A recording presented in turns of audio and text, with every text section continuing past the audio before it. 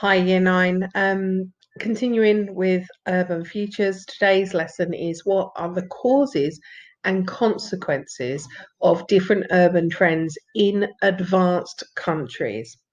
So we're going to be looking at suburbanization, which you've kind of already briefly looked at if you've been doing your worksheets, reurbanization and counter-urbanization. So our language for today, suburbanization, reurbanization, and then I chose our tier 2 to be counter. Although it's part of the word counter-urbanization, I want us to understand what it means to counter something. Okay, so first of all, you're going to pause me and you're going to do your geog. So pause me now. Hopefully you pause me. Okay. What is urbanization? Well, urbanization is the movement of people to live in cities and towns, built up areas. Okay. When people move from the countryside to a built up area, such as a town or city, it's called rural to urban migration. Okay. Countryside to city. How do urban growth rates vary between countries of different development? Well, going right back to our first lesson on this, so that's about 6, 7 weeks ago, our first lesson showed us that AC countries had gone through urbanization. We went through our industrialization into the urbanization that came along with that. And so our rates of urbanization have slowed. Whilst we have over 75-80% of people living in urban areas, the actual rates of urbanization are low. Whereas in LIDCs, who are now going through their industrialization and urbanization processes, they have very fast rates of urbanization, rapid. And what graph would you use to show change in a variable over time? So in this case, take population, and I'm looking at the 1950s, the population living in urban areas, and I want to track that to 2020. I want to even predict what it would be like in 2050. What graph would I use? Hopefully you said line. Okay, tracking a variable over time, line graph. So today you're going to end up knowing the urban trends in AC countries. You're going to understand the causes of each trend, and you're going to be able to explain some of the impacts of that. This is fairly simple, but you just got to get it in your head. Okay, we're in advanced countries, so we're in England. Okay, and we're looking at urban trends, so the movement of people in and out of cities. Right. So just showing you a map here. Okay, as you can see, this is London. Okay, so you got London, the city over right there in the middle. Then you've got London, and then you've got, oh, sorry. Then you've got on the edge here the suburbs. Okay, the suburbs are the edge of a city. So this is all, because London's huge, this is all suburbs. And then out here you've got rural areas. Probably not, Chelmsford's not rural, Chelmsford's out urban, but over here you've got urban areas. Up here you've got urban areas. Okay, so say I'm living here. I'm living in an urban area. I'm living in the city. I'm still living in an urban area. I'm just living on the edge of the city. I'm living in the suburbs. I'm living, you know, in a rural area. If I'm up here, this is me living in a farm. Okay, this is an urban area, Chelmsford. Okay, but not a city.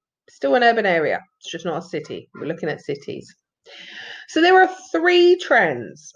One is called suburbanization, one is counter-urbanization, and one is reurbanization.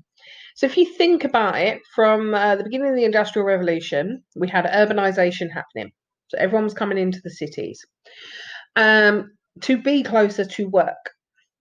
And then what happened is people, as our development increased, as our quality of life became more important to us, people wanted to move from that inner city area to the suburbs. Okay, so I'm thinking back to my family, where my mum's family were Jewish, lived in the East End, Brick Lane area. Okay, and they wanted to move out of that inner city to have a garden and a bathroom that was inside and a front garden and wide roads. So they moved out, I would have thought, They probably moved out to Dagenham. If you think my mum was born in Dagenham, she was born in 1950, so my grandparents came out about 1940, probably about 1940, 1935. My granddad came to be part of the fire brigade out here. So they came out to the suburbs where there were houses and gardens and bigger areas. Okay. So you may think, well, Dagenham, ooh, living the dream in Dagenham. Actually, it was a dream to a lot of people living in inner cities in that time. Moving to Dagenham was a big thing, a big deal. Okay. Now, what happened actually? My dad and his brothers. So this is different side of the family. My dad and his brothers had come to Dagenham, the city, the edge of the city, to work in the city. Okay. But then they went back to Buckingham to go back to rural areas. So they urbanized, they came for jobs. Then they decided to move back to rural areas. A lot of them did. My dad's fell in love with a Dagenham girl. So that was counter urbanization, the opposite of urbanization, to counter something. Okay, is to stop it happening, be the opposite of it happening. So counter urbanization. And then just to make it even more complicated, so we've had these people from the city going to the suburbs, we've had people from the city going back to rural areas. We've actually got re-urbanisation, is where people who've moved out of the cities, maybe to towns around or to the suburbs, are being encouraged to go back into the cities by re-urbanisation, or what's known as urban regeneration. So take Stratford.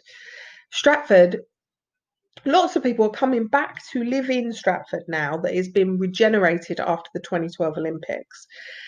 So you've got these people, you've got all these different flows, and they all have different reasons for that movement, that push and that pull. Okay, so have a read of them again. Suburbanisation, you should have already done. Okay, it's the movement of people from city centres to the outskirts, and it's caused by a combination of push and pull factors. What are push and pull factors? Well, push factors are things that are bad about some place that's pushing people out of it. And pull factors are something that's good about somewhere else that's pulling people towards them. Okay. So I want you to pause this now, and I want you to sort these into push and pull. So push in this context is suburbanization. Push is bad things about the inner city, and suburbs is good things about the suburbs. Pull factors are good things about the suburbs. So pause me, do this activity. I know you paused me. Here you go. Okay, don't always wait for the answers. You don't learn anything waiting for the answers. But push factors, why people moved out of the city. So overcrowding, pollution, very little green space. A lot of the factories were closing down. So deindustrialization, unemployment, fewer local services. And pull factors to the suburbs. People wanted to live where there was lower population density, more green space. It's safer, it's family friendly. There are fewer planning laws, more space for modern houses. And there was this growth of businesses and jobs in the suburbs. I'm going to move my face now. I would like you to pause this. And if you want to do it in your head, that's absolutely fine. If you want to write it out, that's even better. Sick. And what are the impacts of suburbanisation? Can you use 3 colours or symbols to categorise these impacts into economic, environmental and social? What are positive and negative? Remember, you're looking at impacts on both the suburbs and the impacts on the area that those people are leaving, so the inner city. And then so what? Apply the so what. So new housing estates are often built on open countryside, which affects wildlife habits. So what? So this could lead to a reduction in the biodiversity of countryside areas and leads to less green space, which can have a knock-on effect in the environmental quality of our country. There you go. Pause. Do this activity. Just in case you weren't quick enough, I've taken it back for you. Counter urbanisation. So in LIDCs, people are moving from rural to urban areas. In ACs, a lot time, people are moving from urban areas to smaller settlements or rural areas. That's counter urbanisation. It's a similar process, just different place. So suburbanisation, people moving from inner city to the edge of the city. Counter urbanisation, people move to rural areas or towns further away from the city. So again, like I said, so say this is me. I'm living in Big Ben right now, and I decide I'm going to take part in suburbanisation. I'm going to move to, where's Rainham? I'll move to Rainham. There we go, Rainham. Okay. But actually, my sister decides to do counter urbanisation, and she's going to move out here to Tring, wherever Tring is. It's a nice name though, Tring. Okay. So suburbanisation, counter urbanisation. There's a YouTube video here, okay, on counter urbanisation. So I don't want to actually create one of my own. So I'm going to put the link below. Could you please go and watch that video and make some notes and then come back to me. So you just saw some push-pull factors of counter urbanisation. And I want to talk to you some additional impacts of counter urbanisation because I didn't think that video went far enough for students of Harrods Academy Rainham. So most people in rural areas own a car. An increase in traffic will cause an increase in air pollution, and rural roads can struggle with the extra traffic, and it can lead to potholes and destruction of curbside areas. Okay, so lots of people move out to rural areas. You're more likely to own a car than if you were living in the city. New houses are built on open countryside, which affects the wildlife, the biodiversity. But a good thing, farmers make profit by selling unwanted land or buildings for housing. So there's a lot of money to be sold by selling off farmland. But let's move my face. It can lead to commuter settlements where people live in the rural area, but they continue to work in the city. And that actually causes an imbalance where people are perhaps reliant on services in the rural area, but not spending enough money to keep that service alive. So people might be reliant on public transport, buses, post offices, pubs, little corner shops, but actually most of their money is spent in the area that they work. I know that to be true about myself. You know, I tend to shop at Tesco's in Rainham.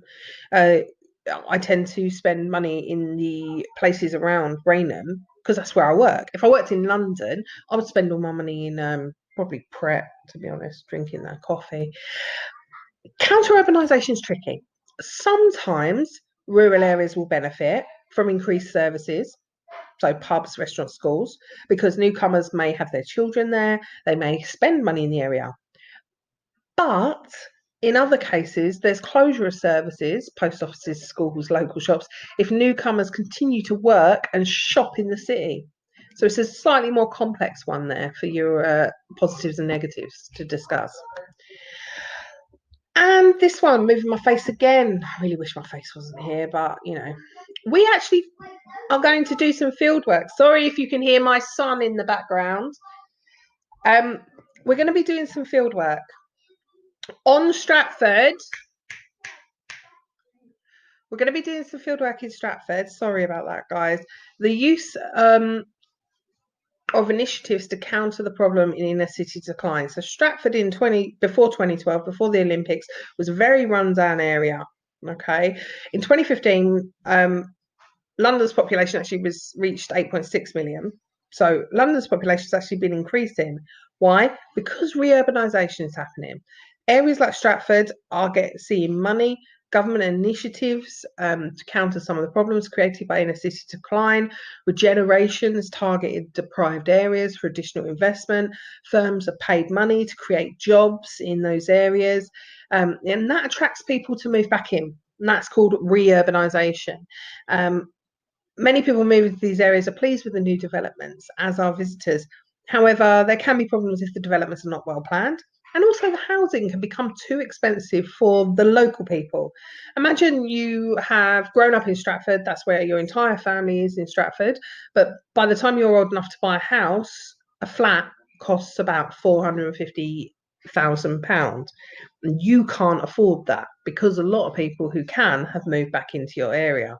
So it does cause, again, tension, traffic congestion, pressure on services, especially if they've not been planned well. Here are the push factors and pull factors. Why do people move back to the city? Lack of jobs in rural or suburban areas, fewer leisure or entertainment facilities, and house prices are actually increasing in rural areas. So it makes some sense that people can now more likely to be able to afford to live in a city. Remember, it's not just London, there are other cities in the UK. And government policies are favouring the redevelopment of brownfield sites. So when I use the word brownfield, that means land that has already been built on. Greenfield is land that has never been built on. Brownfield is land that has been built on. So the government policies are offering money to people to build houses and flats on these brownfield sites that were once dumping grounds. Many young people move to the city for university and then stay. Younger people often want to be close to their work because the social life, the good entertainment and services that come with that. And investment in an area will attract other investment. So it's a positive multiplier effect. Sorry if I rushed through that a little bit. You can always pause and go back. And the impacts of reurbanisation. Good thing. Westfield, love it. New shops and services open. Redeveloping derelict brown sites instead of greenfield sites protects the countryside habitat that we were saying was a problem with suburbanisation. As shops and businesses return, jobs are created, unemployment and crime reduce. Crime will always reduce when an area develops. Original residents in the area being reurbanised are often on low incomes and may not be able to afford the housing as prices increase. Jobs in new businesses may not be accessible to the original residents, many of who are skilled, unskilled or semi-skilled. There can be tension between the new and the old. And tourism in the city may increase if the city centre is improved, so being able to attract people to come to the area. Ignore that slide, thank you. So you've got 2 worksheets to do this week, okay? You had a bit of a week off last week. Those of you that have been keeping up, those of you that haven't, okay, you're going to need to catch up.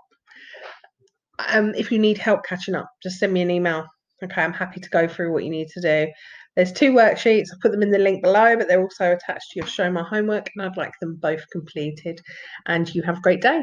Thank you. Bye.